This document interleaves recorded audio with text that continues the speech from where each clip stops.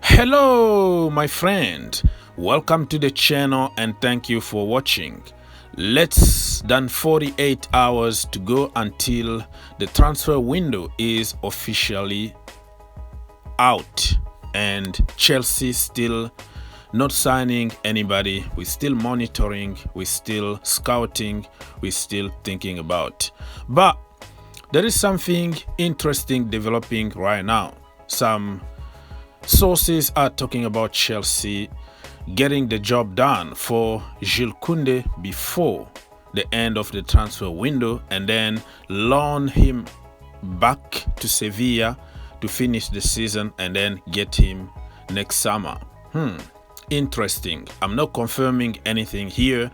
I'm gonna just put the source on your screen right now so you can probably go and read by yourself, because we heard all kind of report about Chelsea signing such and such and never happened. But I am just reporting what is happening, all the speculations out there, and try to analyze, try to use common sense and give you the freedom to decide, because at the end of the day, I don't make decisions, okay?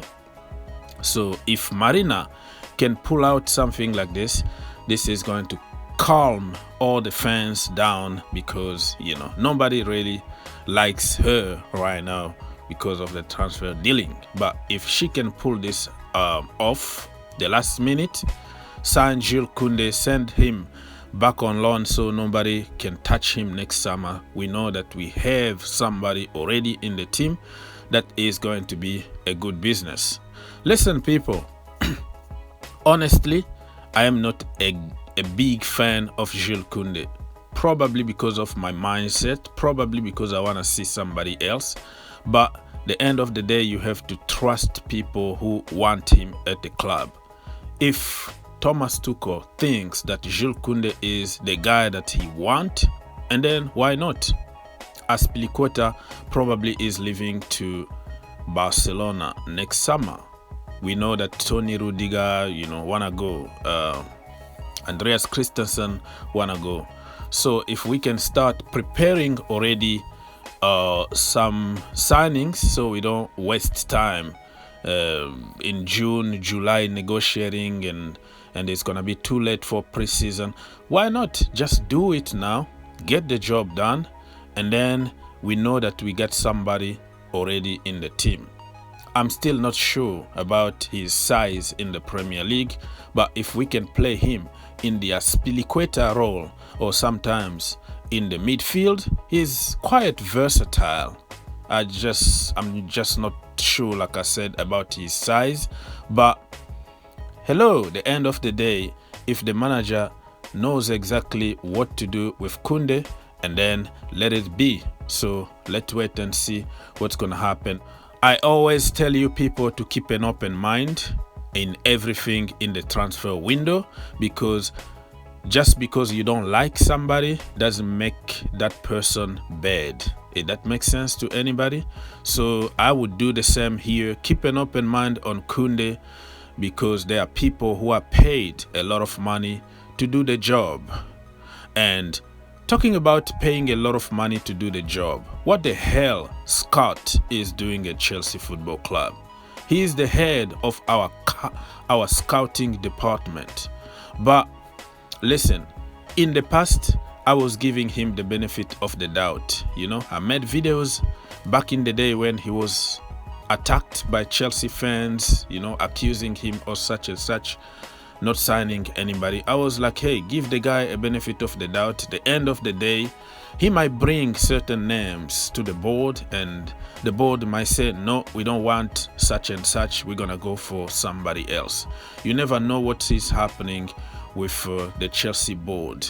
But right now, like I said, when was the last time that we discovered a gem somewhere, okay? In Brazil, in France, and bring him to the team and make him a big star. Right now, it looks like we change everything, okay? Everything became big names, go for the finished article. What happened to us? What happened to us discovering the next Aspilicueta or Oscar or somebody like that. What happened to us? Why Scott is not doing his job, and why that brother is getting paid a lot of money? And Tchouameni being there on the market for more than 3 years that he been on top there, people been advising Chelsea Football Club that you have to jump now, you have to seize this opportunity. Fabregas calling out on Chelsea to act. He was, I don't know, 20 million and then 30 million, 35 million, and the price going up and up every single season. And what Scott did, scouting, continue waiting for what? Every transfer is a risk for everybody, okay? Not because you score 100 goals there and your statistics are good that you're gonna do it in the Premier League or at Chelsea. Why not take a risk? And guess what? Real Madrid are on this file, and when Real Madrid got involved, game over. His price tag now is top there, okay? 80 million. So the question is, my friend, are you willing to pay 80 million on Tchouameni? And that also is going to bring me to another file of like Declan Rice. Also, he started like 60 million. Chelsea fans say, oh, it's too much, we don't pay that kind of money. He's a 30 million kind of player. And then 80 million, we don't pay 80 million. 100 million, we don't pay that. Now it's 200 million. You see how it goes, right? So sometimes you have just to jump to the opportunity and not think about the money. Go and get your man right there. If you ask Chelsea fans right now, are you willing to pay 80 million on Tchouameni to get him tomorrow? They're gonna tell you, yes, let's just go for it. It's not our money. Good, smart. But when Declan Rice was there for 60 million, what did you say? It's too much money. Where is the difference?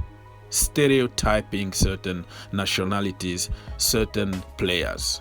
Because he's English, he's coming from the academy, therefore he doesn't deserve any kind of money. It's always expensive. But when it comes to Kounde, when it comes to, Tchouameni now 80 million, people will say break the bank because it's not our money. It's a Chelsea community thing. The new generation, we are always reactionary for no reason, instead of doing the right thing the right time. Can you imagine if we got Declan Rice couple seasons back, 60 million, 50 million, pay for him? Right now, do you think we were going to be struggling to get to top 4? We were going to be right on top there with Man City and Liverpool. Fact. Look at him. Captain material. Okay, one of the best in the business, versatile. We don't have any problem in the defense or in the midfield for years, more than 10 years. So it's gonna be very interesting to see the reaction from Chelsea fans when we start fighting with Real Madrid to sign somebody that was there for all this time. He was there free, waiting for Chelsea to make a call. Never did it. We just complicated everything for ourselves.